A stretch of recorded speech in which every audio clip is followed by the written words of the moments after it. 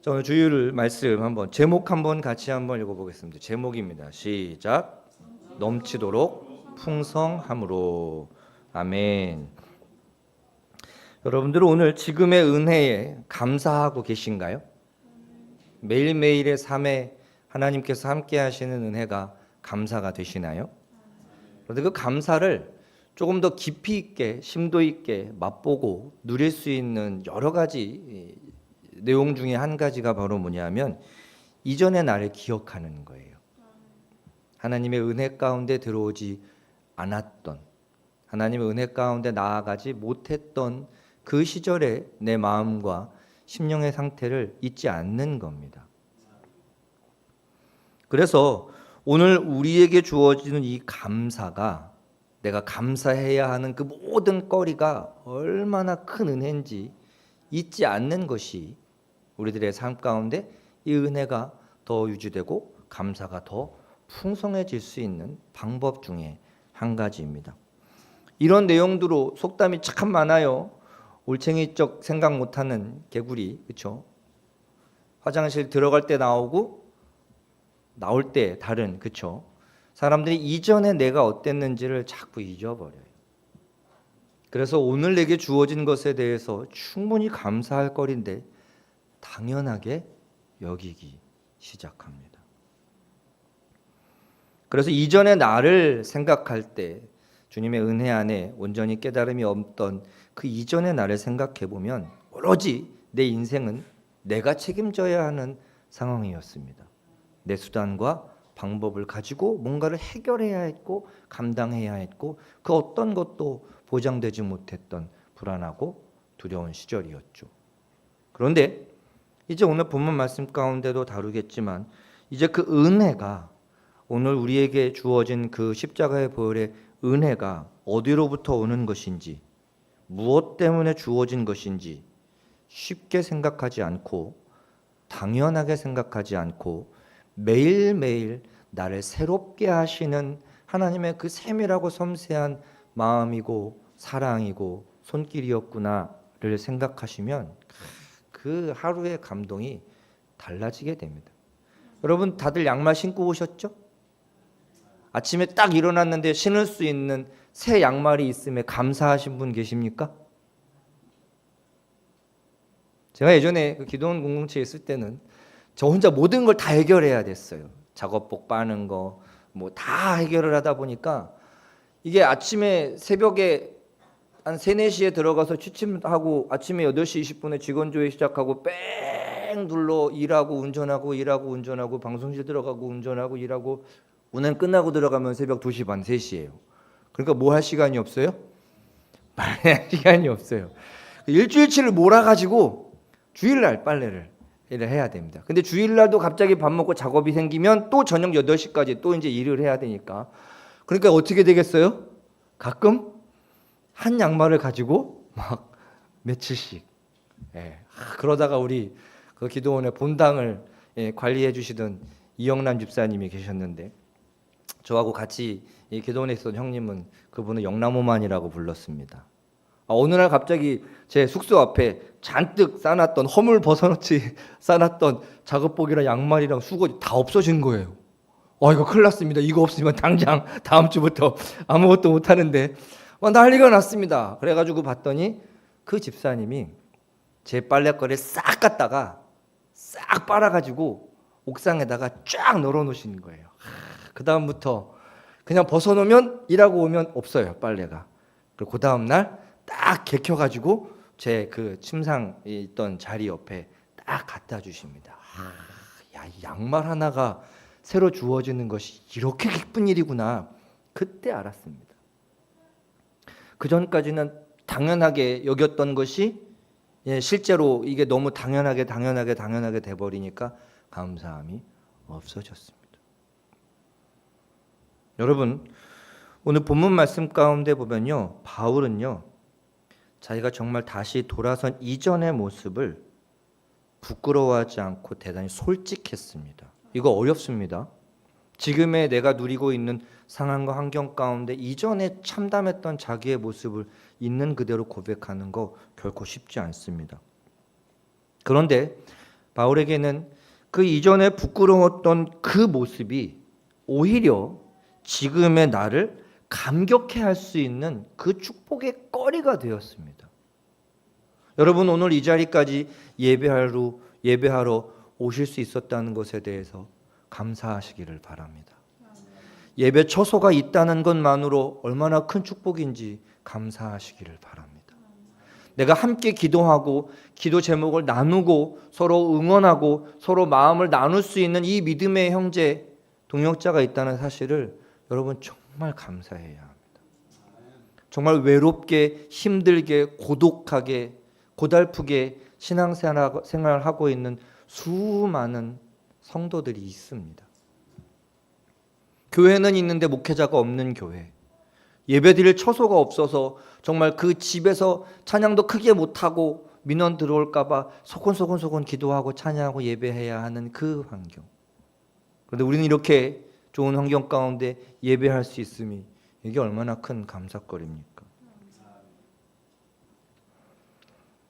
그런데 오늘 지금의 내 모습을 감격할 수 있다라고 감사할 수 있다라는 이 감격하라는 의미는요, 내가 대단해졌기 때문이 아닙니다. 내가 뭔가 이전보다 더 나은 사람, 더 뛰어난 사람, 더 탁월한 사람이 됐기 때문에 오늘의 나를 감격하라는 이야기가 아니에요. 여러분, 저는요, 목사 한 수 딱 받고 나면 뭔가 이 영적인 파워가 막 이만큼 뻥튀기 돼가지고 막 엄청 사람이 거룩해지고 생각과 마음이 막 온전해지는 줄 알았습니다. 아니요, 하나도 안 그렇더라고요. 예. 목사 한 수 받을 때 이렇게 가운 입고 막 이럴 때 막 눈물 철철 흘리는 목사님들 참 많으시거든요. 근데 똑같아요. 하나도 안 달라집니다. 근데 뭐예요? 그런 과정들을 통하여 내가 주께로 한 걸음 더 가까이 나아갔다는, 내가 그리스도 안으로 더 결단했다는 그 마음이 내 삶의 마음과 자세와 태도를 바꿔 나가더라고요. 내게 맡겨진 의무가 책임이 우리에게 주어졌을 때 때로는 귀찮아하고 피곤해할 수도 있지만 내게 맡겨진 것에 대한 충실함이 나를 더 부지런하고 성실하게 만들 수도 있습니다. 어제 저희 작은아버님이 오셨는데요. 이제 연세가 많으셔서 내년에는 이제 이렇게 한 단계 또 내려오신대요. 근데 팀장을 이제 하고 계셨던 거예요. 근데 팀장 해봤자 월급이 더 많냐라고 물어봤더니 아니래요. 일은 더 많이 하는데 월급은 똑같대요. 그 왜 해요? 왜 할까요? 작년에 20년 근속하셔가지고 뭐 금이랑 뭐 이렇게 해가지고 몇 백만 원 회사에서 받으셨는데 이제 그 이후에 이제 팀장 내려놓으시고 이제 하시게 되셨는데 왜 팀장을 했을까요? 내게 더 주어지는 것은 없지만 내게 맡겨진 업무에 대한 성실도와 충성도는 그 일을 기쁨으로 감당할 수 있게 만들어냅니다. 우리가 교회에서 또 하나님과의 관계 가운데 내 삶을 헌신하고 수고하는 개념은 이런 개념이어야 돼요. 내가 더 복받기 위해서 예배하는 것이 아니잖아요. 내가 더 풍성하게 누리기 위해서 하나님께 더 얻어내기 위해서 기도하는 게 아니잖아요. 이미 우리에게 주어진 것에 대한 더 큰 감사와 기쁨으로 그 은혜의 관계 가운데 나아가는 우리의 삶의 본질적인 내용이 됩니다. 죄인이 그 죄사함을 받고 의인으로 여겨진다는 것이 얼마나 크고 놀라운 은혜고 축복입니까? 영원히 죽을 수밖에 없던 우리가 영생을 얻고 천국을 약속받고 하나님의 자녀가 될 수 있음이 이게 얼마나 큰 축복입니까? 바울은요, 세상적으로 누구보다 못지않은 여건에 있었어요. 그렇죠? 혈통적으로 사회 지도자 계층이 있었고 이 학식이나 모든 면에 있어서 조금도 부족함이 없었습니다. 그런데 바울은 자기 자신을 평가하는 기준을 전혀 그런 내용들로 적용시키고 있지 않아요. 내가 그랬음에도 불구하고 오히려 나는 이걸 더 중요하게 여긴다라고 끊임없이 이야기하고 있습니다. 오늘 본문 13절에 보면요, 바울은요 자기를 이런 참담한 표현으로 소개합니다. 나는 비방자요, 박해자요, 폭행자였다고 합니다. 여러분, 누군가 자기를 설명하는, 자기를 이렇게 소개하는 글에 이 단어가 딱 있다고 생각해 보십시오. 이거 그냥 흉악범에 대한 묘사 아닌가요? 그렇죠? 비방하고 박해하고 폭행하는 사람. 그리고 내가 전에는 이라고 이야기합니다. 그러니까 뭐예요? 이제는 아니라는 얘기. 내가 전에는, 이 전에는 이라는 표현이 가지고 있는 의미가 있는데요. 지금보다 이전에, 이전 시간에 라는 의미가 있고요. 또 하나 여기서 더 본질적인 의미를 좀 취하고 싶은데 이 전에는 이라는 표현이요. 사실은 처음부터 라는 뜻이에요. 내가 태어나서 이전까지, 그러니까 내가 주님을 만나기 이전까지는 모든 것이 나는 거룩했고 또 믿음과 신앙 안에 많은 것을 공부하고 알았고 다 율법을 다 지켰음에도 불구하고 그 모든 것이 나에게는 내 삶이 나를 수식할 수밖에 없는 표현은 세 가지였다는, 비방하고 박해하고 폭행하는 자였다고 자기를 소개하고 고백합니다. 처음부터 우리는 주님을 알기 전에 믿음과 신앙만 없고 예수님을 몰랐을 뿐, 그래도 세상적으로 윤리적으로 도덕적으로 부끄럽지 않은, 그래도 썩 괜찮은 사람이었습니다 라고 생각할 수 있습니다. 그런데 인간이 본질적인 본성이 죄의 습성을 갖고 있기 때문에 우리는 우리 스스로의 실체를 세상의 기준으로, 그 수준으로 평가하면 안 됩니다.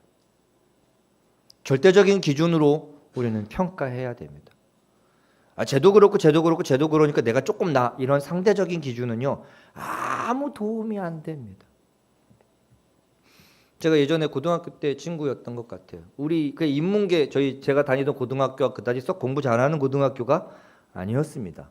근데 우리 학교에서 꽤 괜찮은 성적을 유지하던 친구가 꽤 좋은 그 학군이 있는 학교로 갔습니다.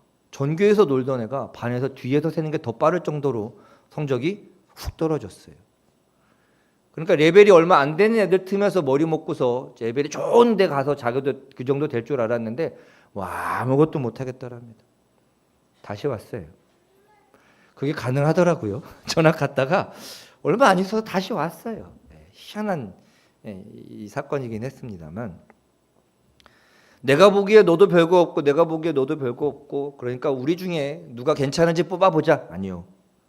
이 기준으로 살아가시면 안 됩니다. 왜냐하면 신자의 삶은요, 지금의 내 상태에 만족하고 안주하는 삶이 아니어야 하기 때문입니다. 사실 바울처럼 우리도 비방자였습니다. 예전 성경은 회방자라고 말하거든요. 비난하고 모독하는 행위를 말합니다. 우리는 박해자였어요. 예전 성에 핍박자라고 말합니다. 그리스도인들을 추격하고 죽이고 결박하고 감옥에 가두는 그런 처참한 참담한, 사랑이라고는 찾아볼 수 없는, 거룩하고 선한 것이라고는 찾아볼 수 없는, 그저 자기들의 율법의 기준에서 합당하지 않는 자들은 그저 납득하지 않고 용납하지 않는 거만하고 무리하게 행동하던 자였어요. 또 우리는 폭행자였습니다. 광포하고 무리한 사람이었어요. 도대체 어느 한 구석도 하나님의 은혜를 찾을 수 없는 그런 모습이었습니다. 그런데 어느 한 구석도 하나님의 은혜를 받을 수 없을 것 같은 그런 구제불능이었던 사람이었어요. 바울은요, 자기 자신의 이전의 모습을 변명하고 핑계하고 명분을 제시하면서 아름답게 꾸미려고 회화하려고 노력하지 않았습니다. 바로 앞에 그 세 가지로 자기 자신을 정확하게 아주 냉철하게 표현해 내버렸어요. 그리고 그 이유에 대해서 믿지 않기 때문에 몰랐다라고 이야기합니다. 믿지 않으면서 야기된 무지함이었다고 이야기하고 있어요. 여러분, 하나님을 아는 것과 하나님에 대한 믿음을 갖는 것은 또 다른 이야기인 것 같아요. 그렇죠? 난 저 사람을 알아. 그런데 믿지 않아. 예전에 이런 일화 들으신 적 있으신가요? 그 계곡에 절벽에 외줄을 타고 외줄을 걸어놓고 외줄 타기 하는 사람이 있었습니다. 외줄을 타고 쫙 갔다 왔어요. 그리고 막 막대기도 들고 의자도 등에 메고 막 거기를 막 왔다 갔다. 그랬더니 갑자기 거기 사회자가 이렇게 말합니다. 이 외줄 타기 기술자가 사람을 등에 업고도 저 외줄을 탈 수 있을 거라고 믿습니까? 다 막 충분히 그럴 수 있을 것 같다고 막 박수를 칩니다. 근데 갑자기 사회자가 한마디 합니다. 그러면 자원하실 분 한 분만 나오십시오. 저 사람 등에 업혀서 저 외주를 타고 한번 갔다 와 보십시오. 아무도 안 나와. 믿는 게 아니었죠. 아는 것과 믿는 것에 대한 이 갭을, 이 차이를 우리는 확실하게 인지해야 됩니다. 그런데 믿지 못하기 때문에 알지 못하는 경우도 있습니다. 아는 것에 그치지 마시고 그 믿음의 깊은 교제까지 나아오시기를 축복합니다. 신앙이라는 것은 믿음의 대상이나 그 내용이나 그 능력, 그 모든 것들을 완벽히 확신하고 내 마음 가운데 수용하고 용납해 나아가는 과정입니다.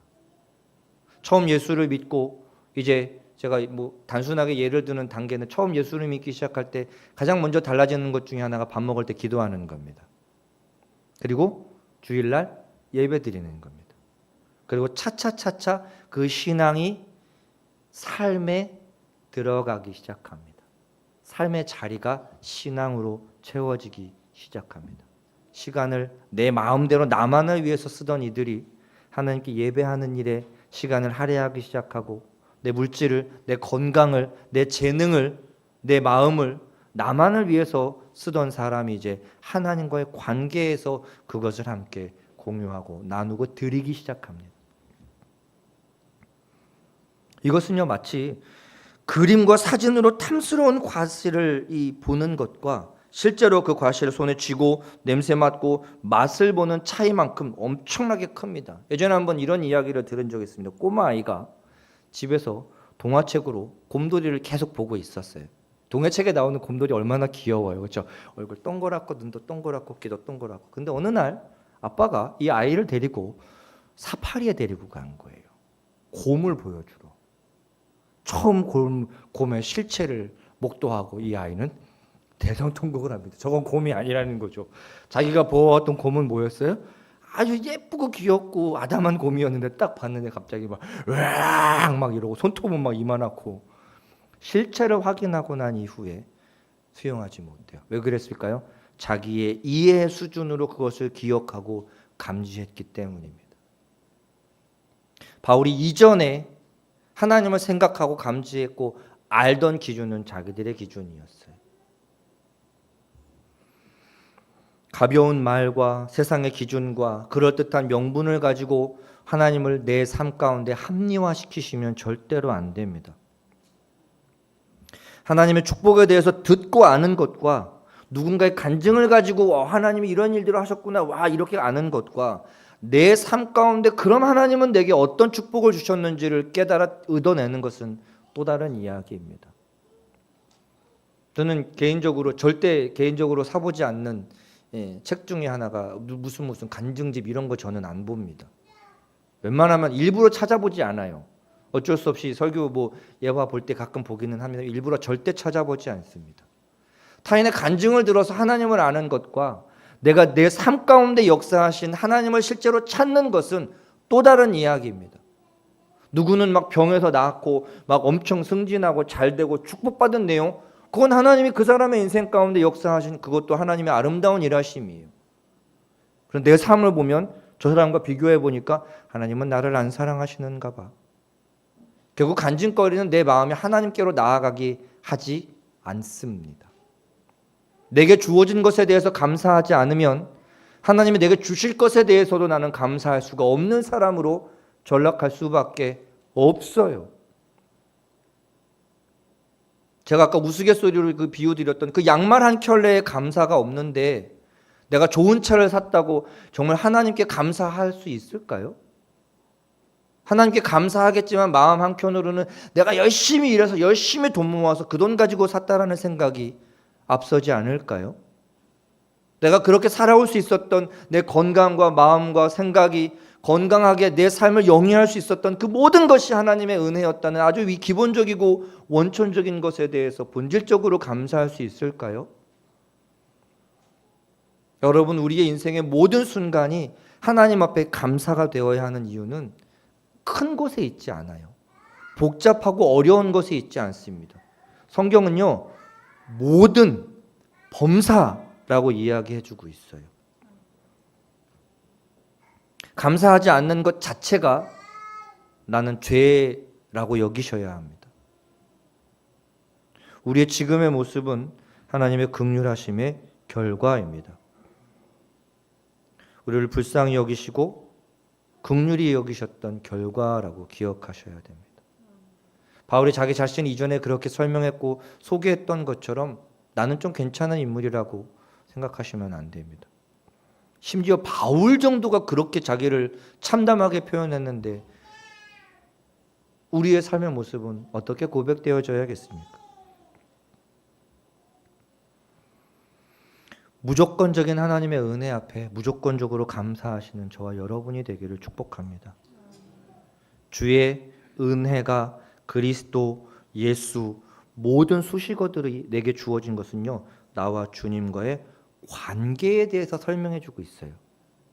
잘 들어보십시오. 나는 이런 인물이 되었다라고 소개하고 있지 않아요. 그렇죠? 바울은 자기를 주님과의 관계 안에서 나는 어떤 마음으로 살아간다라고 이야기합니다. 예수를 나의 주인으로, 나에게 은혜를 주신 분으로, 나를 죄사하신 분으로, 나를 구원해 주신 분으로, 하나님의 기름 부음을 받은 자로서 하나님과 나와의, 주님과 나와의 관계를 수식하는 것을 통해서 자기 자신을 설명하고 있습니다. 내가 얼마나 많은 것을 가지고 있고 내가 어떤 학벌을 가지고 있고 내가 이런 것으로 자기를 소개하고 있지 않아요. 우리 안에서 이 모든 믿음과 사랑이 그 은혜라는 종합 세트 안에 담겨져서 저와 여러분들의 삶 가운데 매일매일 아침 새 하루, 그 하루의 그 만나처럼 우리의 삶과 생명이 온전히 영유되기 위해서 하나님께 공급받는 사실을 기억하시기를 축복합니다. 관계는요, 나아가는 것만큼만 경험할 수 있습니다. 내가 맡긴 것만큼만 누리게 됩니다.